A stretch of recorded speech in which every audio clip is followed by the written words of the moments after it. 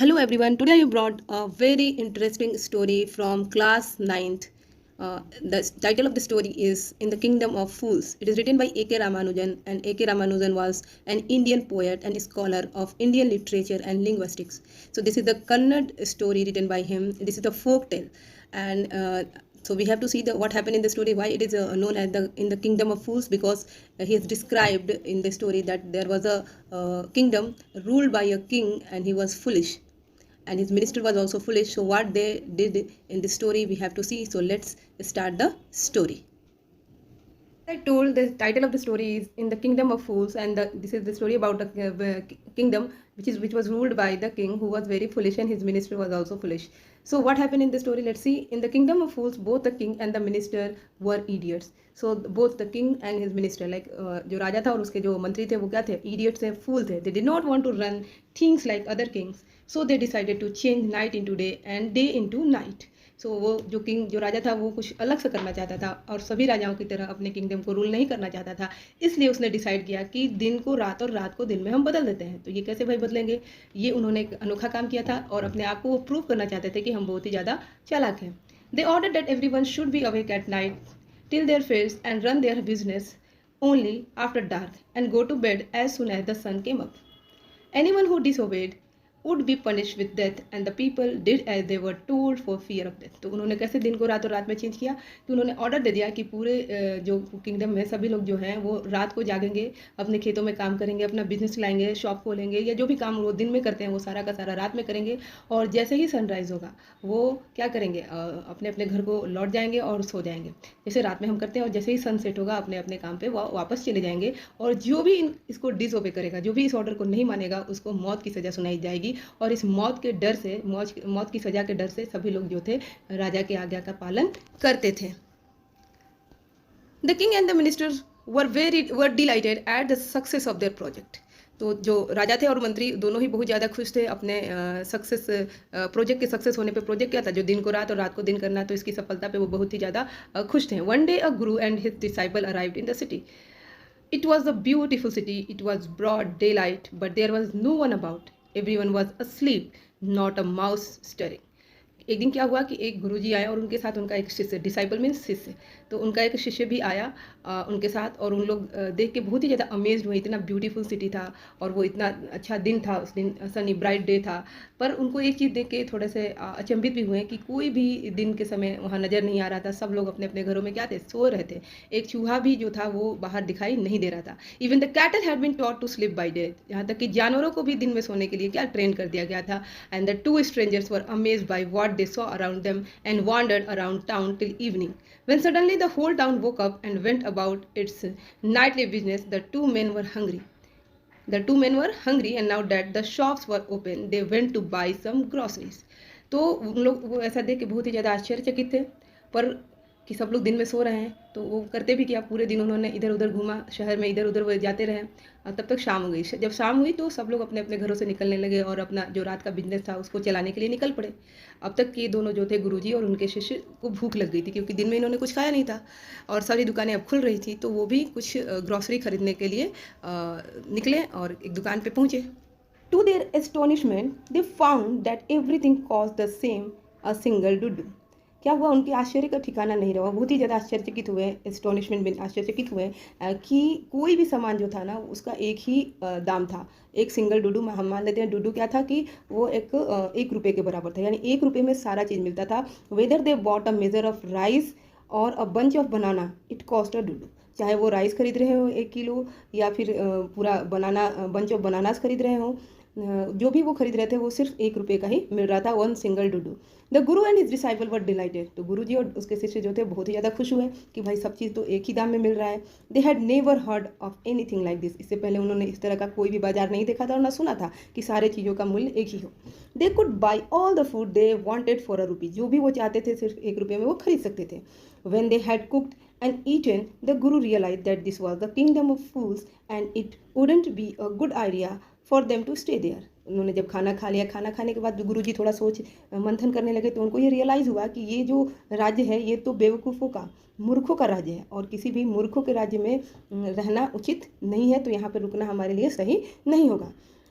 This is no place for us. उन्होंने अपने शिष्य से कहा कि ये जगह हमारे लिए नहीं है, लेट्स गो, हमें यहाँ से चलना चाहिए, चलो यहाँ से चलते हैं। He said to his disciple but the disciple didn't want to leave the place. उन्होंने अपने शिष्य से तो कह दिया, पर जो उनका शिष्य था वो वहाँ से जाना नहीं चाहता था। एवरीथिंग वॉज चीप हियर, सब क्योंकि सारा चीज़ यहाँ पे क्या था, बहुत ही सस्ते दामों में मिलता था। All he wanted was good cheap food.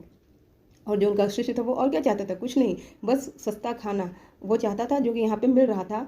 The guru said in the kingdom of fools it is believed that fools are so dangerous that only very wise people can manage them.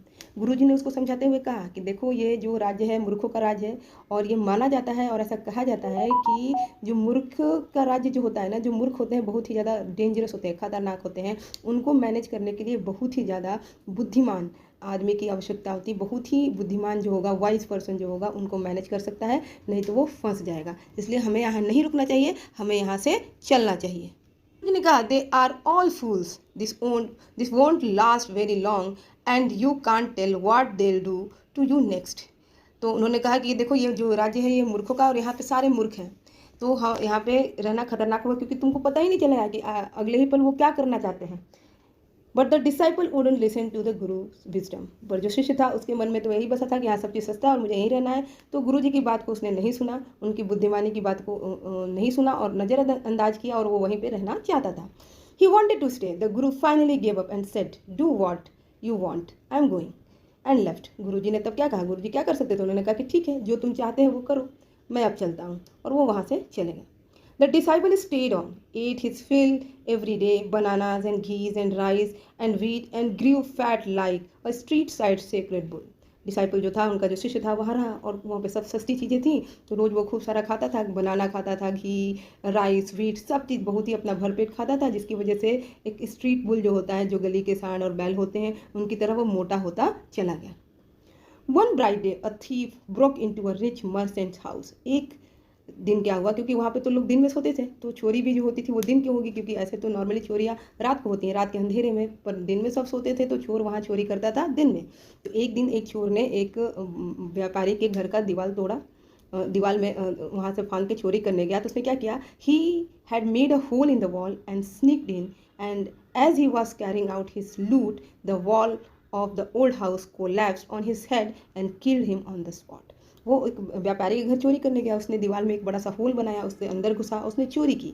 चोरी का जो भी माल था, लूट का जो भी माल था, उसको लेके वो भागने ही वाला था। तब तक क्या हुआ कि जो दीवार थी, पुरानी कमज़ोर दीवार थी, वो उसके सर पे गिर गई, और वहीं पे वो क्या हो गया, मर के ढेर हो गया, उसी स्पॉट पे ही उसकी डेथ हो गई।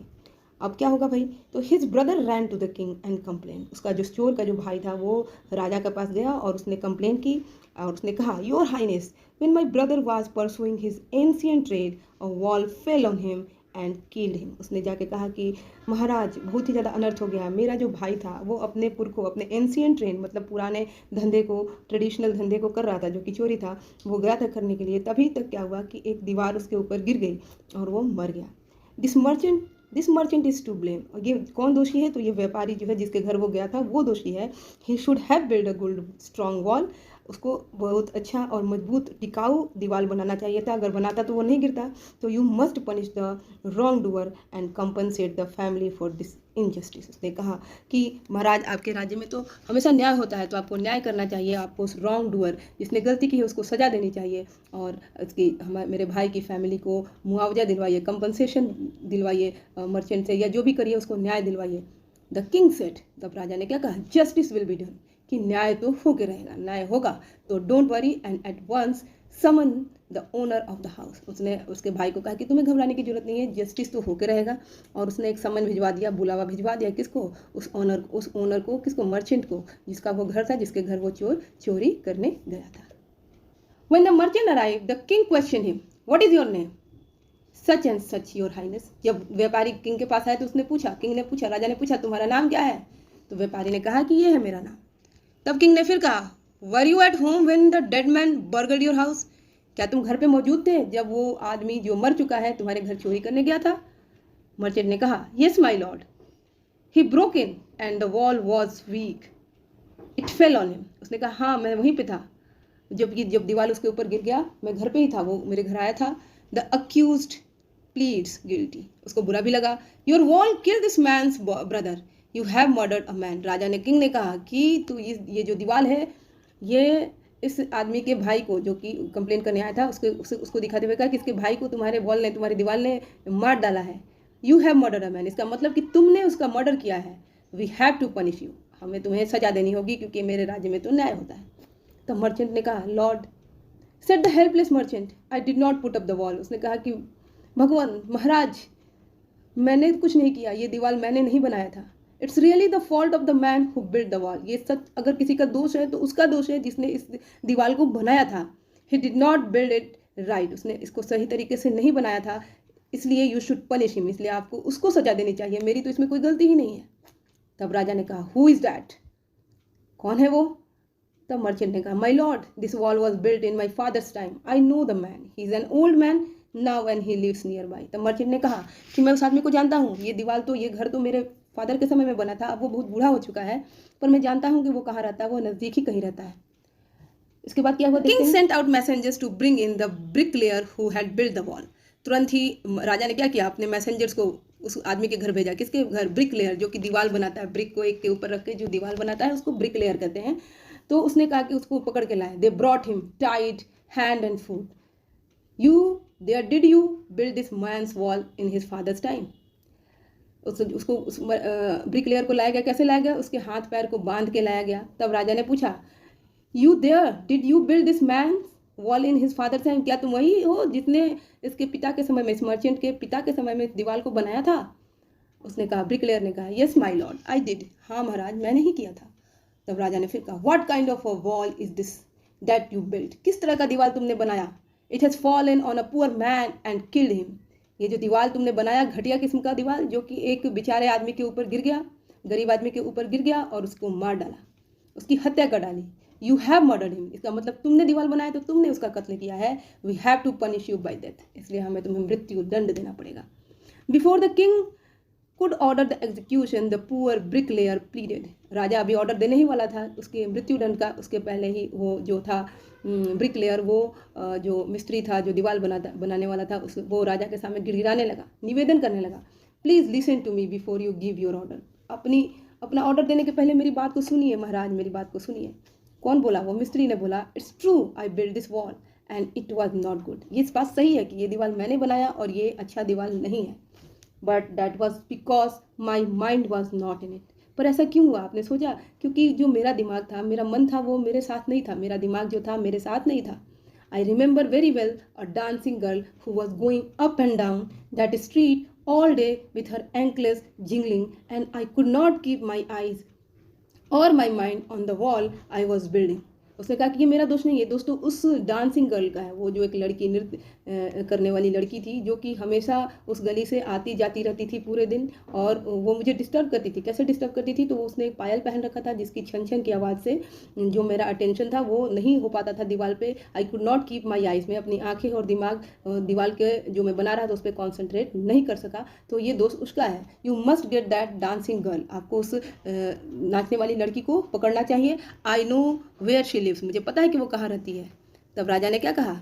You are right, the case depends, we must look into it. राजा ने कहा, बिल्कुल बात सही है, तुम्हारा तो दोष ही नहीं है, अब तो उसका दोष है। ये तो जो हमारे पास ये केस आया है, ये तो बहुत ही ज़्यादा गहराई वाला केस है, इसको तो बहुत सोच समझ के हमें सॉल्व करना होगा। तो हमको इसको बहुत ध्यानपूर्वक देखना होगा केस में, और सही जो भी जिसकी भी गलती है उसको पकड़ के उसको सजा देनी होगी। It is not easy to जज such complicated cases, let's get the dancer wherever she is. तब राजा ने क्या कहा कि ये जो केस है बहुत ही ज़्यादा कॉम्प्लिकेटेड है और इसको जज करना, जजमेंट देना इतना इजी नहीं है, तो चलो उस डांसर को, उस नर्तकी को पकड़ के लाओ जहाँ भी वो रहती हो। The dancing girl now an old woman came trembling to the court. अब जो वो डांसिंग गर्ल थी, जो वो नर्तकी थी, वो बूढ़ी हो चुकी थी, ये तो बहुत पहले की बात थी। वो कैसे भी हिलते डुलते हुए, लड़खड़ाते हुए कोर्ट में पहुंची। Did you walk up and down that street many years ago while this poor man was building a wall? राजा ने पूछा, क्या तुम हमेशा जो उस गली से आते जाते रहती थी जब ये आदमी जो था वॉल बना रहा था, दीवार बना रहा था, उस मर्चेंट का घर बना रहा था? डिड यू सी हिम, क्या तुमने इसे देखा था? तो डांसर क्या बोलती है? Yes my lord I remember it very well. उसने कहा, हाँ महाराज मुझे बहुत अच्छी तरह से याद है। So you did walk up and down with your ankles jingling. तो फिर राजा ने पूछा, तो तुम जो वॉक करती थी, तुम्हारे एंकल, तुम्हारे जो पायल है वो बजते थे, जब ऊपर नीचे इधर उधर आती जाती थी तो तुम्हारे पायल बजते थे? You are young and you distracted him so he built a bad wall. और तुमने जब आते जाते इतना ना ज़्यादा पायल की तुम्हारी आवाज़ से इसका जो दिमाग था वो डिस्ट्रैक्ट हो गया और इसने वो बहुत ही गंदा कमज़ोर दीवार बना दिया। It has fallen on a poor burglar and killed him. और वो जो था दीवार जो है एक गरीब चोर के ऊपर गिर गया और वो मर गया। You have killed an innocent man. तुमने एक निर्दोष आदमी को मारा है। You will have to be punished. और इसके लिए तुम्हें सजा मिलेगी, तुमको सजा जरूर दिया जाएगा। She thought for a minute and said. किसने? नर्तकी ने। जब डांसर ने कुछ देर सोचा और कहा, माई लॉर्ड वेट। महाराज थोड़ा रुकिए। I know now why I was walking up and down that street. उसने कहा कि मुझे पता है कि मैं क्यों उस समय उस गली से आना जाना करती थी बहुत बार। मुझे ये इस बात का पता चल गया है, मैं जानती हूँ। I had given some gold to the goldsmith to make some jewellery for me. उसने कहा कि कुछ गोल्ड जो था मैंने एक गोल्ड स्मिथ को दिया था अपने लिए ज्वेलरी बनाने के लिए, गहने बनाने के लिए। He made so many for me. He was a lazy scoundrel. उसने कहा कि वो जो था वो बड़ा ही आलसी दुष्ट टाइप का आदमी था, दुष्ट तरह का। स्काउंड्रल मीन्स दुष्ट हो सकता है, दुष्ट होगा, और लेजी था। He made so many excuses, said he would give it now and he would give it then and so on all day। उसने कहा कि वो हर रोज बहाने बना देता था और बोलता था कि अभी ले लेना, फिर कभी ले लेना, अब लेना, तब लेना। पूरे दिन उसका ये बहाना चलता था। He made me walk up and down to his house a dozen time. और इस तरह उसने मुझे अपने घर पे, मतलब उसके घर पे मेरा आना जाना उसने मजबूरी में करवा दिया था। लगभग दर्जनों बार मैं उसके घर आई गई उस गली से होके। And that was when this brick layer saw me. और उसी समय इस ब्रिक लेयर ने, ये मिस्त्री जो दीवार बना रहा था, इसने मुझे देखा। It's not my fault. ये मेरा दोष नहीं है महाराज, माई लॉर्ड, ये मेरा दोष नहीं है। It's the damned goldsmith fault. ये उस दुष्ट पापी गोल्ड स्मिथ का या सुनार का सुनार की गलती है, मेरी इसमें कोई गलती नहीं है।